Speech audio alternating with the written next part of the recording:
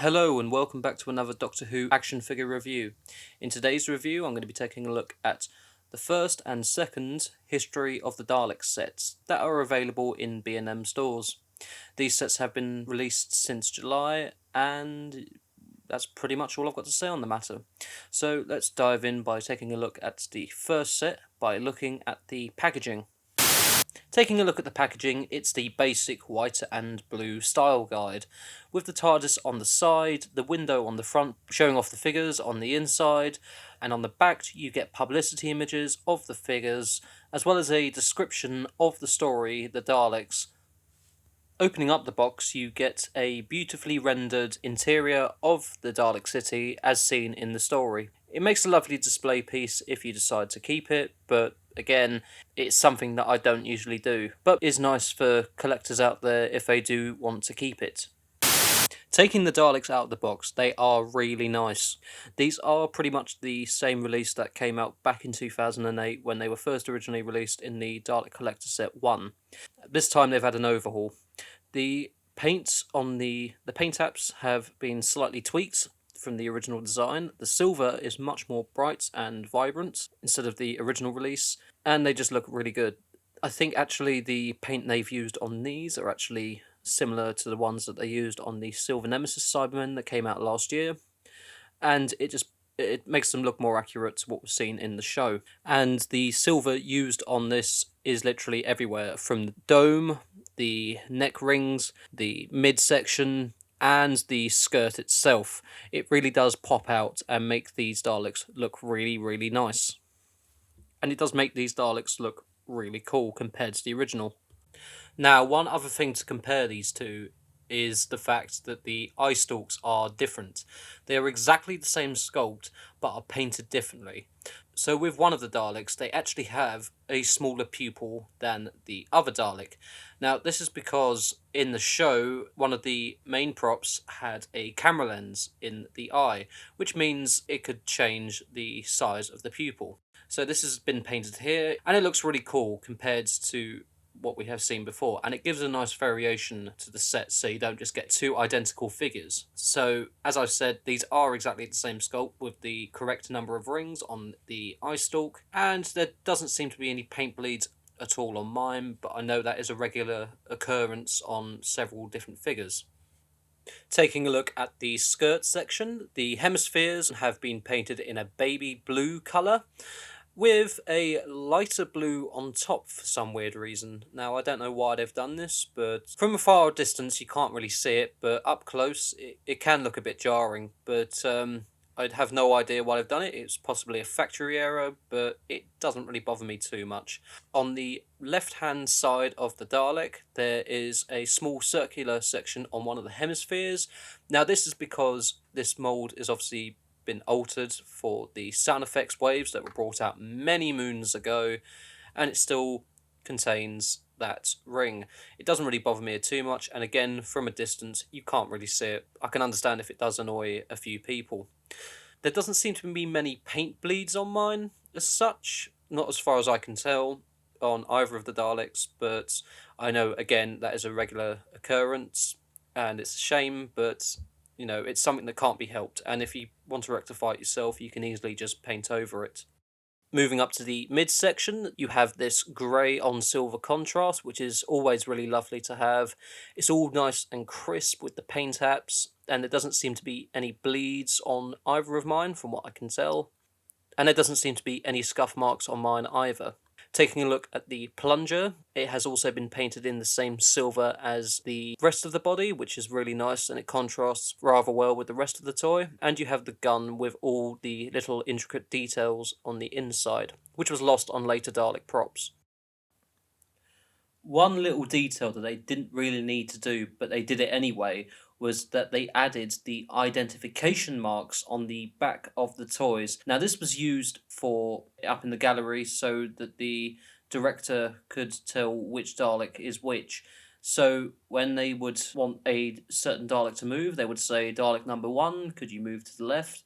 And Dalek number 2, could you go to the control panel? This is something that they really didn't have to do, but it added this small little detail in anyway, and I absolutely love it. Apart from that, everything else seems to be the same. You have the dome lights that have been cast in a frosted colour, which is a nice little addition and looks really lovely. And then moving down to the fender, they have actually added a sort of dirty wash over the top to make the prop look like it has been used.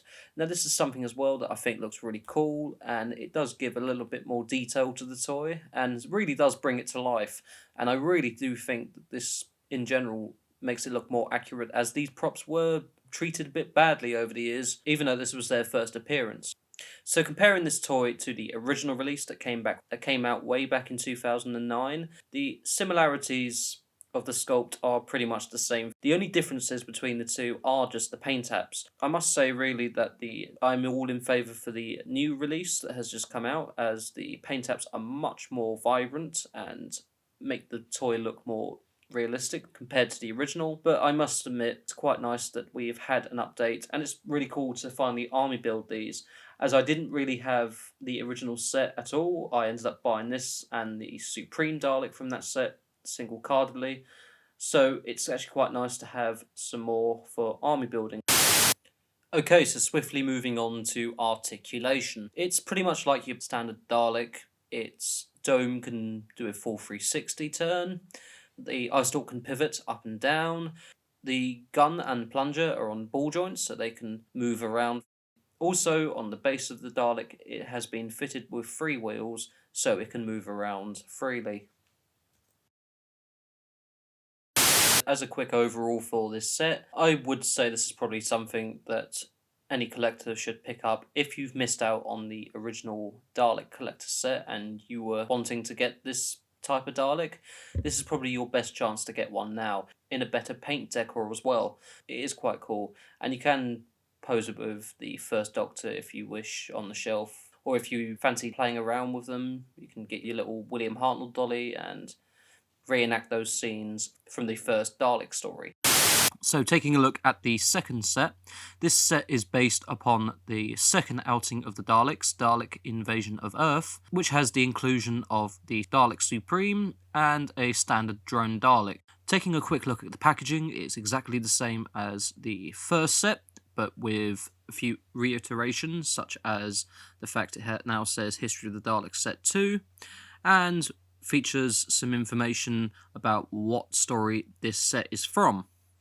Taking the figures out of the box, you get a lovely insert from the Dalek Invasion of Earth, which features the Dalek saucer landing in London. It has been beautifully colorised and features many little Easter eggs if you pay attention closely. So taking these figures out of the box, these are honestly really nice to have the second time around. These are technically re-releases of previous figures that have come out in the past. The Supreme Dalek, or the Dalek Supreme, or whatever you want to call it, was originally released back in 2009 with the First Doctor as a San Diego Comic-Con exclusive. And the standard drone Dalek was released in the sound effects wave, which is also another hard figure to come by. Basically, these two figures are quite rare, so it is quite nice that Character Options are re-releasing these figures for people who couldn't get them the first time round. So these are really nice to have. However, they have been altered very slightly compared to their original counterparts, just to make them a bit different from their original release, as well as adding some new details that we've not had on any other Dalek toy before. So firstly, taking a look at the drone Dalek that comes with this set. It is essentially the Dead Planet Dalek with a few alterations. So this was originally released in a sound effects wave way back in 2011-2012. It's finally nice to see this figure again, as a lot of people did miss out on that sound effects wave. It wasn't because it was exclusive to anything, they just are very hard to come by. The few minor changes to this compared to the first set are, of course, the large base that was seen in the story, as well as the disc. So taking a look at the base has been moulded in a black plastic with a few dirty washes over the top to make it look worn and battered, as these props weren't treated with any respect or care. Obviously, these props were battered around throughout the years, as I did point out with the first set, and it's nice to have these additional details here. Taking a look at the disc, it has been moulded in a grey plastic compared to what we saw in previous releases, as it was a nice silver, but it's still nonetheless really nice to have. Taking a look at the eye stalk, they have used the correct eye stalk with less rings on this eye stalk than the Dead Planet one, and the end of the eye stalk has been painted silver, as it was seen like that with the drones in that story. Comparing this to the original sound effects wave Dalek that came out years ago, there's not many differences between the two, other than the fact that the base has been given a dirty wash and the hemispheres are much lighter than the newer release. The silver itself is almost the same. Someone might say differently. I would say the silver is almost as shiny as the original, just maybe a bit brighter this time around. As I've said before, they probably have used the same sort of silver that they used on the Cybermen from the Silver Nemesis set that came out last year, but I must say it is a very good improvement. The only other difference is the fact that the hemispheres have been painted in a much darker blue this time around, with the lighter blue on top, like I pointed out on the first Dalek set. It still is another nice figure to add to the shelf, and is also very good for people who missed out on this sound effects one, as it was quite hard to get a hold of. Speaking of the paint job, the neck bin, all the detail here is very well done, as well as the paint. Doesn't seem to be any paint bleeds here either, and you have the lovely grating detail on the section where the operator would be able to look out of. The midsection again is very well done, and you have that contrast between the grey and silver. The appendages are very well done as well, all painted in the sort of same similar silver to the rest of the body. Moving down to the skirt, again, very well done this time round. I think there does seem to be a few minor issues with the hemispheres, but that's going to be something rectified with a paintbrush, so there's no problem here at all. As I've said about the first set, there does seem to be that same mixture of colours that have been mixed with the dark blue paint job with the light blue wash on top of the hemispheres, which is very weird, but it's something that doesn't really bother me too much. But overall, this figure is nice to have again after all these years, as I always wanted to army build these ones, and it's really nice to have one that is not too dissimilar to the original.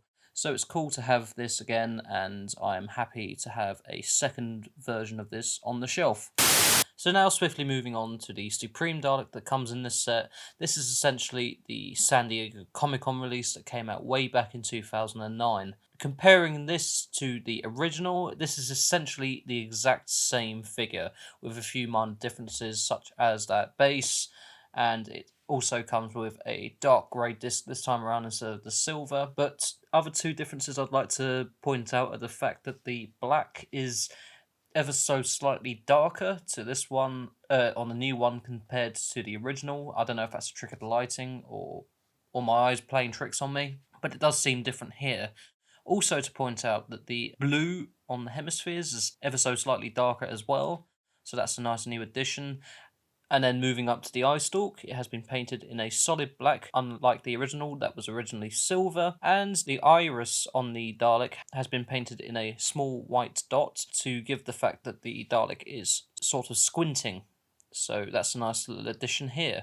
And I think this is something they're going to carry on with later releases, as they have done so on the History of the Daleks set 3 and 4. So taking a look at the paintwork, it is really nice and crisp with all the black. However, with the silver, unfortunately, on mine, the midsection unfortunately has a few bleeds here and there, which is a shame on mine, but it can easily be rectified with a bit of black paint or a black biro. Moving down to the skirt section, again, it's really nicely done. Doesn't seem to be any bleeds here at all, as far as I can make out, but I could be wrong. And the base has been given those scuff marks, just like on the other Dalek that has been released in this set, which is very nice attention to detail. Taking a look at articulation on one of these guys, again, the dome can do a full 360, the eye can pivot up and down, the appendages can also move around on their ball joints, and on the base it has 3 wheels on the bottom so the Dalek can move around. So overall for these two sets, I would highly recommend trying to track these down.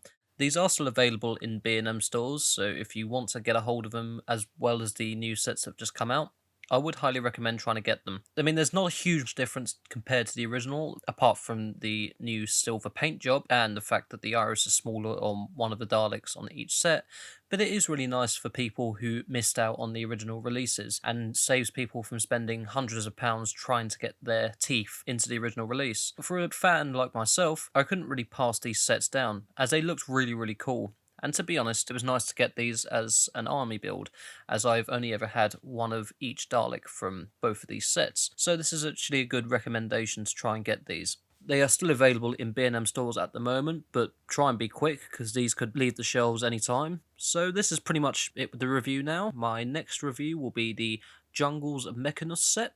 And yeah, stay tuned for that. And goodbye.